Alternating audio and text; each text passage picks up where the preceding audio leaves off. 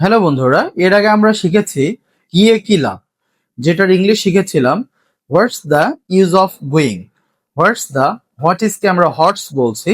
What's the use of going মানে গিয়ে কি লাভ, এসে কি লাভ, what's the use of coming. কিন্তু এখন যদি প্রশ্ন করি না গিয়ে কি লাভ, না এসে কি লাভ, না খেয়ে কি লাভ, তার সাথে না কথা বলে কি লাভ, না ঘুমিয়ে কি লাভ, এই কথাগুলো আজকে আমরা লেসনে শিখবো।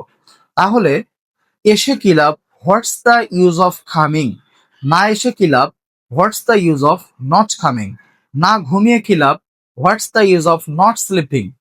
না পড়ে কি লাভ, what's the use of not reading. না খেয়ে কি লাভ, what's the use of not eating. Comment করে জানিয়ে দিন তার সাথে কথা না বলে কি লাভ। এইরকম আরো ভিডিও পেতে আমাদের পেজটিকে ফলো দিয়ে সাথে থাকুন।